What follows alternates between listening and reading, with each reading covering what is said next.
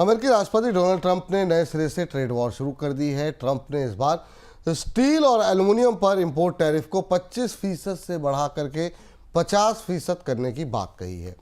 Trump अगर steel और aluminium पर इंपोर्ट टैरिफ बढ़ाते हैं तो उसका असर भारत के स्टील और एल्युमिनियम एक्सपोर्ट पर भी पड़ेगा। भारत से अमेरिका को इन दोनों ही मेटल्स के कच्चे माल और प्रोडक्ट्स का एक्सपोर्ट होता है। सर, इस टैरिफ के बाद बाजार में काफ़ी ज़्यादा घबराहट देखने को मिली, शेयर बाजार में भी काफ़ी घबराहट देखने को मिली। भारत पर इसका किस तरीके का असर देख रहे हैं आप? टैरिफ डोनाल्ड ट्रंप अप्रत्याशित रूप से स्टील और एल्युमिनियम पर बड़े टैरिफ लेकर आ गए हैं और ये टैरिफ अब यकीनन बाजार को डराने वाले, इसलिए हमने पूरी दुनिया के बाजार में घबराहट देखी। जो नए टैरिफ आए वो 25 से बढ़ाकर 50% कर दिए गए, 4 जून से प्रभावी होंगे। एल्युमिनियम पर भी 25% किया गया था और बढ़ोतरी हो सकती है। सभी देशों पर लागू हो रहे हैं, जिसमें कनाडा, ईयू और भारत जैसे देश भी शामिल हैं। इसे यूएस ट्रेड एक्सपेंशन एक्ट की धारा के तहत लगाया गया। भारत पर बड़ा असर है। भारत के असर को हम गंभीरता से समझते हैं। 2025 में भारत के करीब 4.56 बिलियन डॉलर के एक्सपोर्ट पर असर पड़ेगा।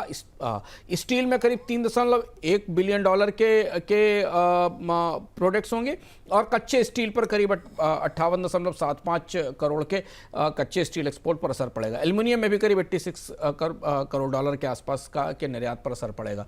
मुनाफे में कमी होगी, बाजार हिस्सेदारी का नुकसान होगा और भारतीय कंपनियों की आपूर्ति श्रृंखला प्रभावित होगी।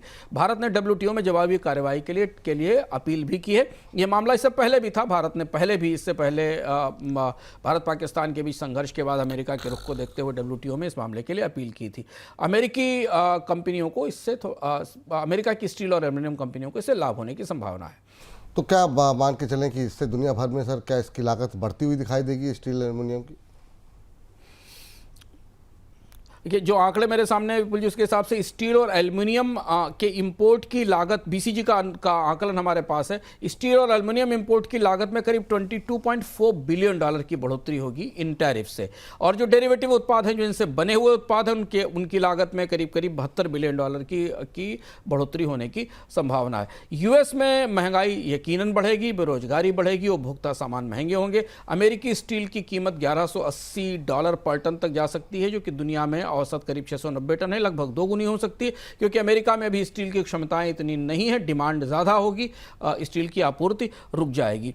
प्रतिक्रियाएं भी दुनिया में काफ़ी तीखी हैं। कनाडा के स्टील का जो स्टील उद्योग है वो सबसे ज़्यादा इससे प्रभावित हो रहा है, क्योंकि वो सबसे करीबी निर्यातक था। कनाडा के लोग जवाबी टैरिफ की मांग कर रहे हैं। ईयू 2018 की तरह जवाबी टैरिफ लगा सकता है। मेरा सवाल भी अगला यही था, क्या सर दुनिया जो है इन टैरिफ पर जवाबी कार्रवाई करेगी? जैसा कि आप बता रहे हैं कनाडा की तरफ से प्रतिक्रियाएं आने लगी हैं। भारत ने डब्ल्यूटीओ पहुंचकर कार्रवाई कर दी है। भारत की तरफ से डब्ल्यूटीओ में ये मामला उठा दिया गया है। ईयू इस बात का इंतजार कर रहा है, क्योंकि ईयू और अमेरिका के बीच व्यापार वार्ताएं शुरू होते होते रुक गई थी। आगे क्या परिस्थिति बनती है, लेकिन जो टैरिफ जितने आक्रामक ढंग से डोनाल्ड ट्रंप लेकर आए हैं, उससे संभावना इस बात की है कि कुछ देश इस पर रिटेलिएट जरूर करेंगे और इस पर किसी न किसी टैरिफ की जवाबी कार्रवाई करेंगे। खासतौर से ईयू और कनाडा की तरफ से कुछ ऐसा हो सकता है।